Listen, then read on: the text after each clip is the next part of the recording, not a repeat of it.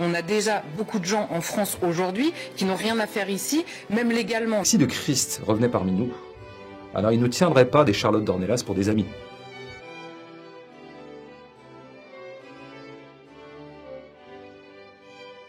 Donc si on élargit et qu'on pose la question de l'immigration dans celle de la poursuite de l'aventure française, on va dire, est-ce que la France peut continuer à être ce qu'elle a toujours été en changeant, en s'adaptant évidemment à la situation aujourd'hui, mais en étant aussi l'héritière d'elle-même?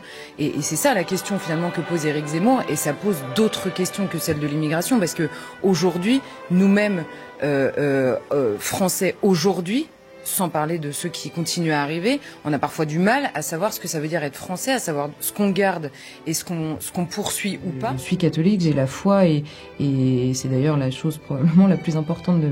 C'est pas probable d'ailleurs, c'est la chose la plus importante de ma vie. Depuis qu'on connaît un peu mieux Emmanuel Macron qui s'adaptait un tout petit peu aux gens à qui il parlait, donc évidemment en arrivant à Valeurs Actuelles, il savait à qui il parlait aussi, mais il avait dit extrêmement fermement quand il avait parlé au journal que à la fin de son quinquennat, plus une personne en situation irrégulière se trouverait en France. Et puis Gérald Darmanin nous a annoncé il y a quelques jours que finalement on allait commencer par les gens condamnés pour des délits ou des crimes graves et qu'on allait commencer par les expulser. Donc tous les autres on attendra évidemment. Ce ne sera pas fait avant la fin du quinquennat pour plusieurs raisons. Notamment, je prends cet exemple-là, mais on a déjà beaucoup de gens en France aujourd'hui qui n'ont rien à faire ici, même légalement. Donc il y a même pas besoin pour le coup d'aller chercher beaucoup plus loin. Si le Christ revenait parmi nous, alors il ne tiendrait pas des Charlotte Dornelas pour des amis.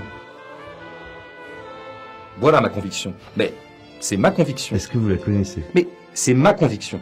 Alors, peut-être qu'elle est évidemment pas d'accord, en tant qu'elle très croyante, mais ce que je crois, c'est que vraiment, le Christ tel que je le représente et tel que je peux l'aimer, je crois, pourfendrait cette clique, cette bourgeoisie catholique nantie, et qui se répand en intolérance, notamment contre certains souffrants contemporains, exemplairement les migrants, il pourfondrait cette clique-là comme il pourfondait les marchands du temple.